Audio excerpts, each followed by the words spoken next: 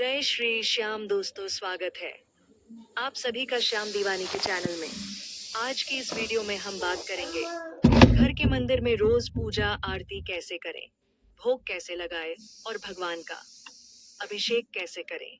घर के मंदिर में मूर्तियों को कैसे स्थापित करें और जो मूर्तियां अपने घर में हम स्थापित करते हैं, क्या हमें उनका प्रतिदिन अभिषेक करना चाहिए या नहीं करना चाहिए। कौन कौन से विग्रह हमें अपने घर में रखना चाहिए, और अगर हम विग्रह रखते भी हैं और अगर हम रोज अभिषेक नहीं कर पाते हैं तो क्या हमें पाप लगेगा। कौन सा विग्रह है जिसका अभिषेक हमें रोज करना चाहिए और कौन सा ऐसा विग्रह है जिसका अभिषेक हम तीसरे चौथे दिन भी कर सकते हैं, उससे कोई दोष नहीं लगेगा। कौन सी मूर्ति हमें मंदिर में किस तरफ रखनी चाहिए, कौन सा विग्रह कहाँ रखना चाहिए, क्या हमें सबको अलग अलग भोग लगाना चाहिए या अलग अलग पत्र में भोग लगाना चाहिए, या फिर हम भोग एक ही जगह रख सकते हैं। क्या हमें दीपक भी सबका अलग अलग जलाना चाहिए या फिर एक ही दीपक जला सकते हैं। तो मंदिर से जुड़े जो भी आपके मन विचार है, आज इस वीडियो में सभी दूर हो जाएंगे। क्या करना चाहिए, क्या नहीं करना चाहिए। तो चलिए शुरू करते हैं।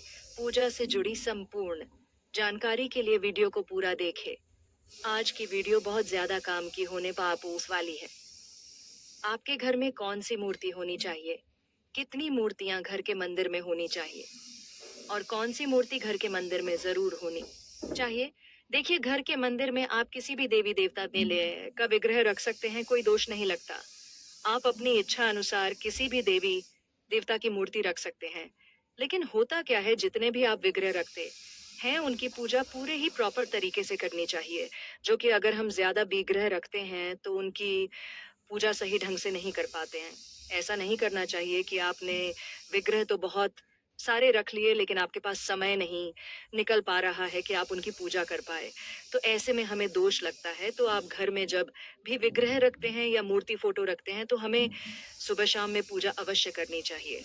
जरूरी नहीं है कि घर का एक ही सदस्य पूजा करें, घर में कोई भी सदस्य सुबह शाम की पूजा कर सकता है। घर में परिवार होता है इतना बड़ा, उसमें से एक सदस्य कोई भी सुबह शाम अवश्य ही पूजा करें, या फिर मंदिर में धूप आरती करके थोड़ी देर ध्यान में बैठ जाए, या फिर मंत्र जपे या पूजा करें। जो भी आपसे हो पाए वह आप सुबह शाम जरूर करें। पूजा होनी चाहिए, कैसे भी हो वह पूरी तरह से आपकी अपनी इच्छा पर निर्भर करता है। लेकिन हाँ, ये जरूर होता है कि एक ही देवी देवताओं के बहुत सारे फोटो चित्र या फिर विग्रह नहीं रखनी चाहिए। एक घर में, एक घर के मंदिर में एक देवी देवता की एक ही विग्रह हो तो बहुत अच्छी बात है, क्योंकि आप फिर अच्छी तरीके से उनकी पूजा कर पाएंगे। क्या होता है, जैसे गणपति की आपने कई मूर्तियां, गणेश की आपको विधि विधान से पूजा करनी पड़ेगी। सबकी पूजा में कोई भी अंतर नहीं होना चाहिए। अगर आप किसी एक अभिषेक करते हैं, दूसरे का नहीं करते हैं, एक को भोग लगाते हैं, दूसरे को नहीं लगते हैं, तो दोष लगता है। अगर आप कितनी भी मूर्ति रखने गणेश जी की, अगर आप सबकी विधि विधान से पूजा कर लेते हैं तो कोई दोष नहीं लगेगा। इसलिए, और इतना समय तो होता नहीं है कि हम बहुत सारे विग्रहों की एक साथ पूजा कर पाए, तो इसलिए कहते हैं कि घर में एक ही विग्रह रखें और उसकी पूरे विधि विधान के साथ पूजा करें। वैसे गणेश जी की बहुत सारे विग्रह नहीं होने चाहिए, घर में माँ लक्ष्मी के बहुत सारे विग्रह नहीं होने चाहिए, घर में एक ही रखे बहुत अच्छा होता है।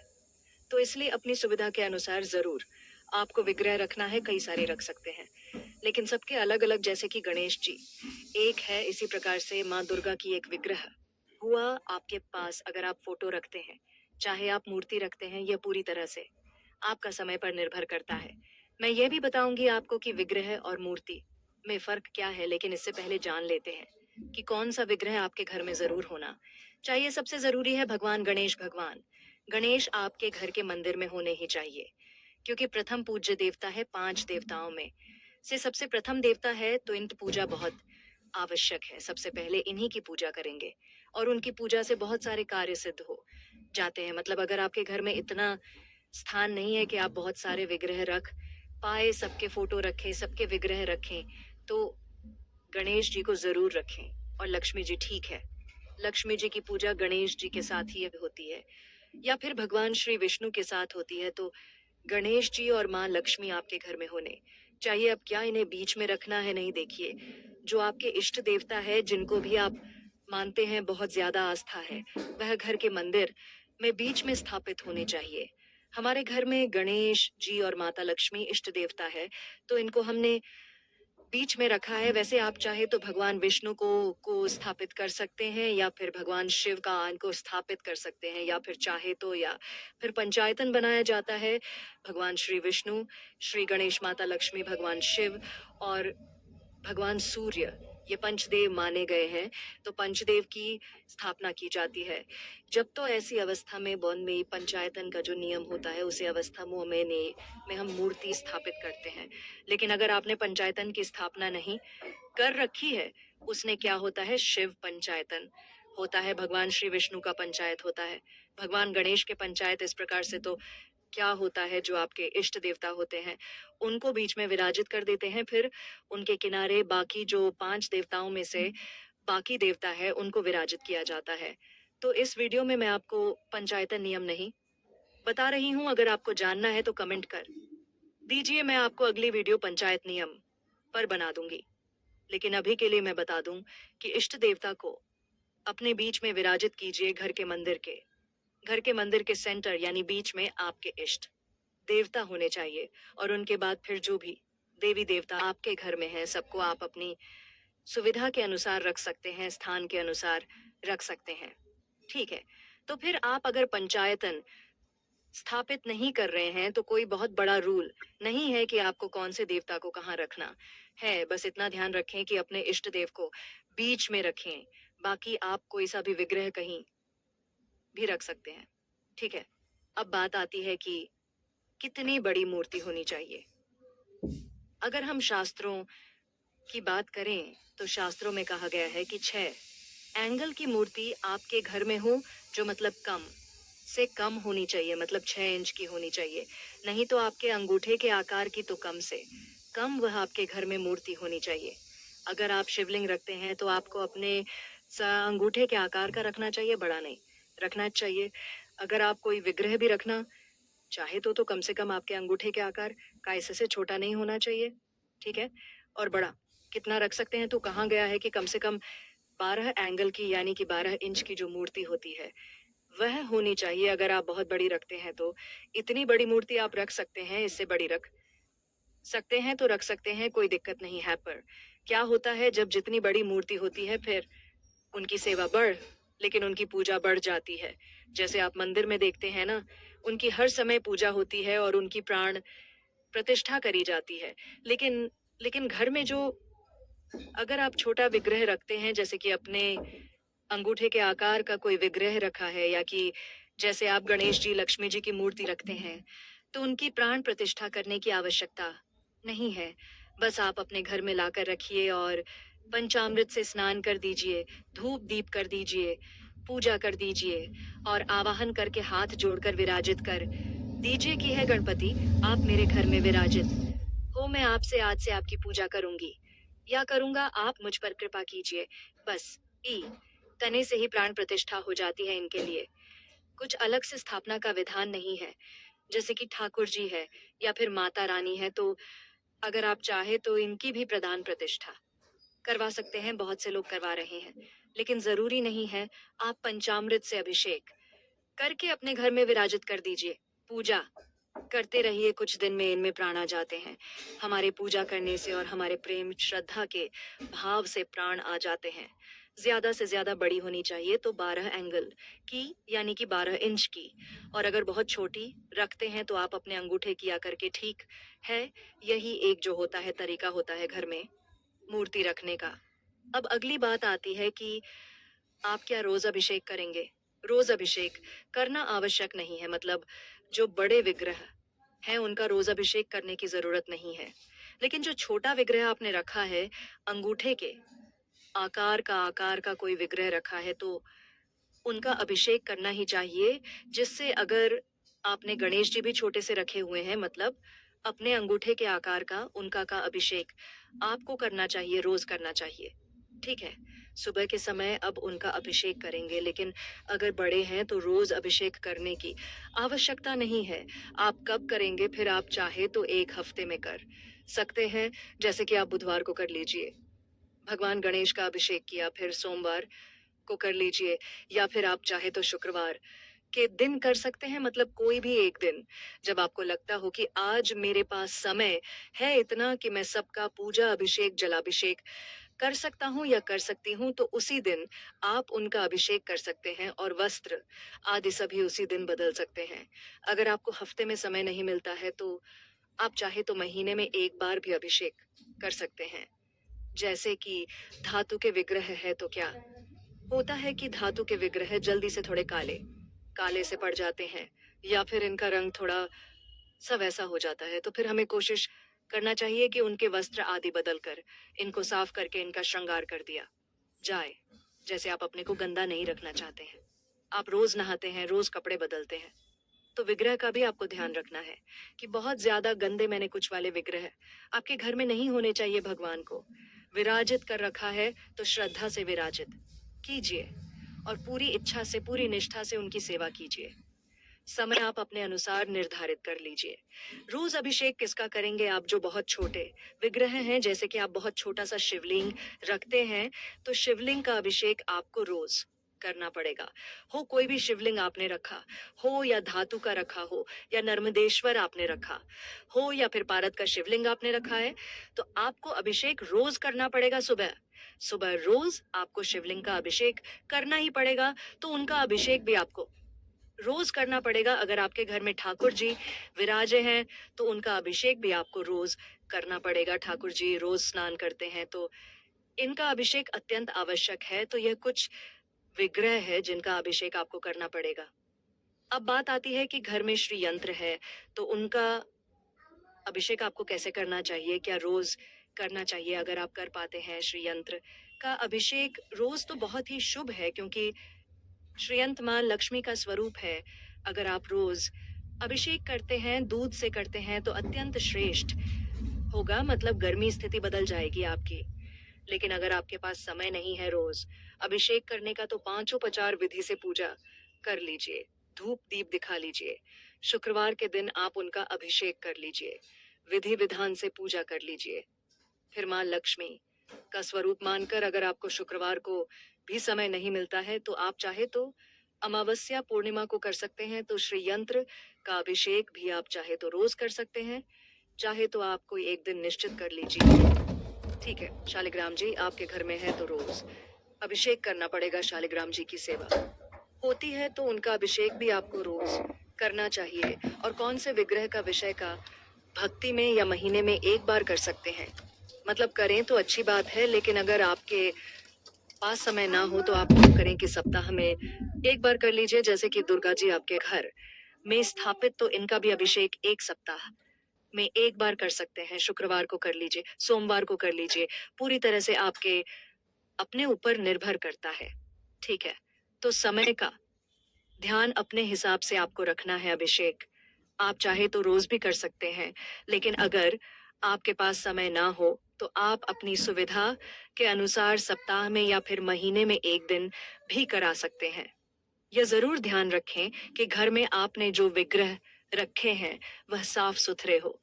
ऐसा नहीं है कि वह गंदे हैं, आप उन्हें अभिषेक नहीं करा रहे हैं और उनके वस्त्र गंदे हो गए हैं और आप ऐसे ही पूजा कर रहे हैं, तो ऐसा बिल्कुल भी नहीं करना है। अगर आपके पास समय नहीं भी है तो आप थोड़ा सा समय निकाल कर उनका अभिषेक करके उनके वस्त्र अवश्य बदल दे। यह कार्य घर का कोई भी सदस्य कर सकता है, जरूरी नहीं है कि एक ही सदस्य को यह कार्य करना है। मूर्ति आपको कैसे रखना है यह भी मैंने आपको बता दिया। घर के मंदिर में कितनी मूर्तियां रखनी चाहिए वह भी बात हो गई। अब बात करें कि अगर आपके घर में शंख है तो शंख कैसे रखना चाहिए। तो शंकर कभी भी सीधे में जमीन पर नहीं रखना चाहिए, एक ही शंख होना चाहिए। कई सारे शंख घर के मंदिर में नहीं रखे जाते हैं।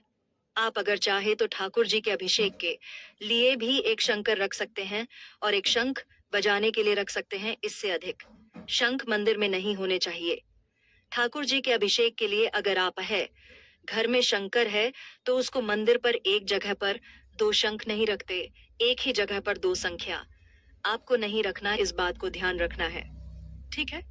और शंख आप जमीन पर नहीं रखेंगे, जब भी रखेंगे तो शंख आपको किसी स्टैंड पर रखना है यह मिल जाता है पूजा की दुकान पर। इस प्रकार का स्टैंड आप इस पर रख सकते हैं या फिर किसी पात्र में या प्लेट में रखें। और अगर पत्र या कोई प्लेट ना हो तो आप मंदिर में जो कपड़ा बढ़ा हुआ है उसे पर शंख रख सकती है। सीधा जमीन पर नहीं रखता है।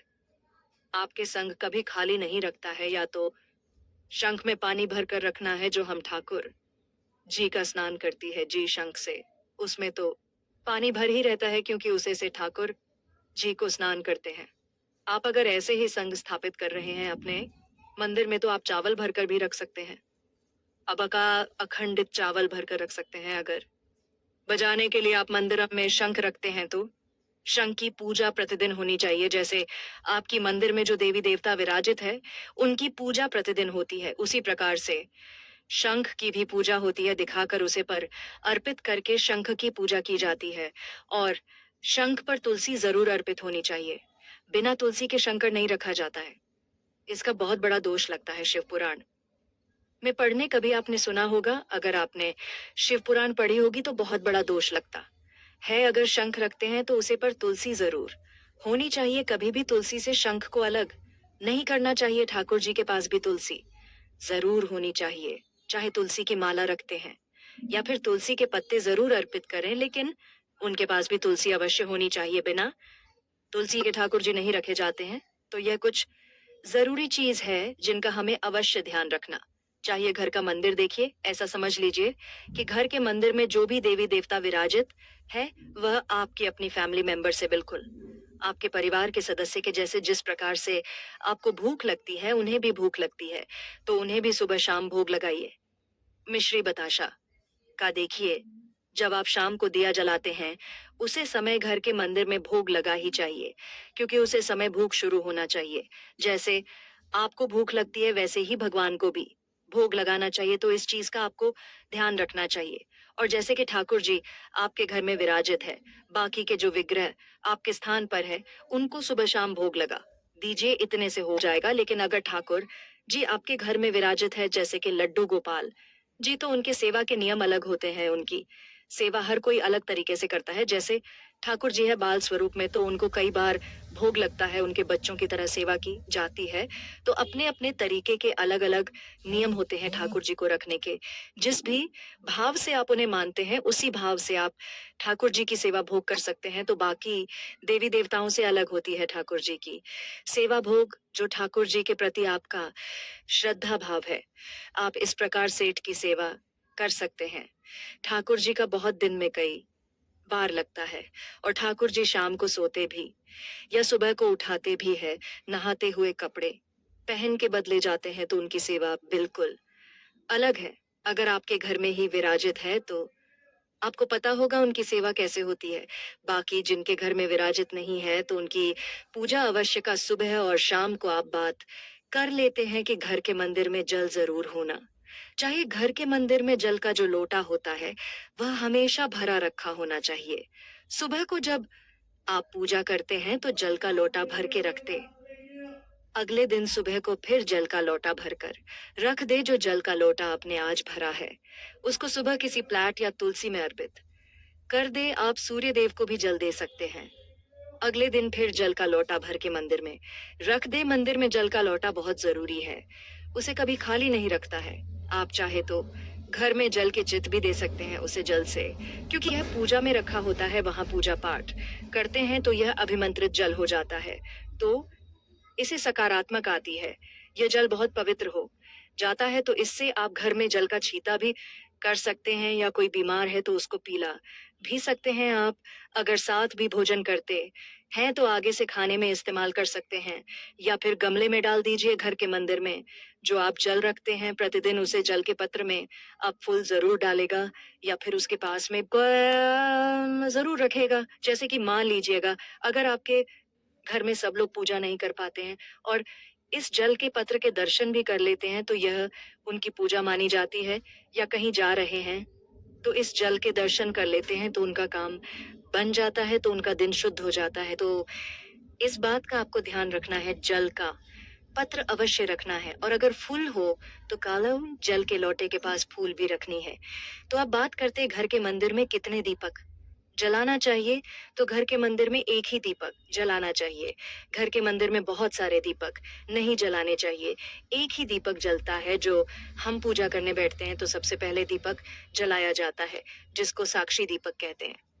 तो और दूसरी बात है, क्या हम आरती करने के लिए दूसरी दीपक जलाएं? अगर आप चाहे तो आप आरती करने के लिए दूसरा दीपक जला सकते हैं, या आप कपूर की भी आरती कर सकते हैं, या आप धूप अगरबत्ती से भी आरती कर सकते हैं। वैसे अगरबत्ती का इस्तेमाल पूजा में नहीं करना चाहिए, क्योंकि वह पास की होती है, और बस का इस्तेमाल पूजा में नहीं किया जाता। तो इन चीजों से कोई पाप नहीं लगता है। अगर आवाज की अगरबत्ती का उसे करते हैं तो उससे आपको पाप लगता है। ये समझ लीजिए कि पूजा घर में कुछ चीज आप अपने अनुसार अपने तरीके से कर सकते हैं। यह मंदिर घर का आपका है। आप अपने तरीके से अपने देवी देवता की सेवा कर सकते हैं, उनको मना सकते हैं। एक ही नियम होता है शुद्धता का, कि अपने मंदिर में सिर्फ शुद्ध होकर प्रवेश करना चाहिए, और अपने देवी देवताओं को भी साफ सुथरा रखना चाहिए। अशुद्ध अवस्था में प्रवेश नहीं करना चाहिए, और घर के मंदिर को बिल्कुल साफ सोच रखना चाहिए, और बाहर से कोई आए तो उसको मंदिर में नहीं आने देना चाहिए। हर किसी का मंदिर में आना ठीक नहीं होता, तो अपने पूजा के स्थान हर किसी को नहीं आना चाहिए, और घर का मंदिर हमेशा साइड में होना चाहिए। सबको नहीं दिखना चाहिए। बाहर से कोई भी आया घर के मंदिर में आ जाइए, सही नहीं होता है तो मंदिर में पर्दा लगाकर रखना चाहिए। आपके देवी देवता पूरी तरह से आपके हैं, तो अपने सुविधा के अनुसार आप अपने देवी देवताओं के जैसे चाहे वैसे पूजा कर सकते हैं। सुबह शाम जैसे चाहे उनको वैसे बन सकते हैं, वैसे सजा सकते हैं। अब बात करते हैं, क्या हम सभी देवी देवताओं को अलग से भोग लगाना चाहिए, या सभी देवताओं एक ही भोग लगाना चाहिए? तो भोग आपको सभी देवी देवताओं का एक ही जगह लगाना है। एक ही पात्र में आप सब कुछ रख लीजिए जो आपको रखना है, और फिर सभी देवी देवताओं को समर्पित कर दीजिए। आप चाहे तो मिश्री ले आप जैसे भी चाहे अपने अनुसार भोग लगा सकते हैं। अलग अलग सभी देवताओं का भोग नहीं लगता। जब कोई विशेष पूजा होती, जैसे होली है, दिवाली है, नवरात्रि है, या कोई त्योहार है, तो उनके अनुसार फिर भोग अलग अलग लगाया जाता है, और बिना त्योहारों के सभी देवी देवताओं को एक ही भोग लगाया जाता है, जो आप घर में रोज बनाते हैं। उसी में से शुरू में वह भगवान या देवी देवताओं को भोग लगा दे, तो इस तरह से आप भोग लगा सकते हैं। अगर आप ठाकुर जी रखते हैं तो फिर ठाकुर जी का भोग अलग पात्र में लगता है, वरना सभी देवी देवता का होगा। एक ही बातों से लगा सकते हैं, तो इस तरह से आप भोग लगा सकते हैं। अब बात करते हैं कितना भोग लगे। तो ये पूरी तरह से आपकी अपनी इच्छा पर निर्भर करता है कि क्या भोग लगाते हैं। ये भी आपकी अपनी इच्छा करने पर करता है। आप चाहे तो मिठाइयों का भोग लगा ले, आप चाहे तो फल का भोग लगा ले, आप चाहे तो मिश्री बात से शक्कर का भोग लगा ले, आप चाहे तो दही चीनी का भोग लगा ले, आप चाहे तो ड्राई फ्रूट्स का भोग लगा ले, आप चाहे तो जो घर में खाना बनाते हैं आप उसका भोग लगा सकते हैं। रोज अब बात करते हैं कि घर में पूजा किस प्रकार से करनी चाहिए। तो पूजा आप अपने अनुसार कैसे भी कर सकते, पर शुद्धता का ध्यान जरूर रखें, क्योंकि पूजा का अर्थ शुद्धता से होता है। बिना शुद्धता के पूजा नहीं करनी चाहिए। आप ध्यान रखें, साफ शुद्ध होकर पूजा घर में जाए। देवी देवताओं को भी साफ सुथरा रखें, और मंदिर कभी भी सामने नहीं होना चाहिए। मंदिर हमेशा साइड में होना चाहिए। कोई भी आता जाता मंदिर में नहीं जाए। मंदिर में पर्दे लगे होने चाहिए। अगर आप सभी को इस वीडियो में दी गई जानकारी महत्वपूर्ण लगी हो तो लाइक करें, और एक प्यारा सा कमेंट करें, और कर्म धर्म और ज्ञान की बातों के बारे में जानना चाहते हैं तो चैनल को सब्सक्राइब कर लीजिए, और वीडियो को आगे भी शेयर कर दीजिए। मिलते हैं आगे ऐसे ही नई वीडियो और नई जानकारी के साथ। जय श्री श्याम।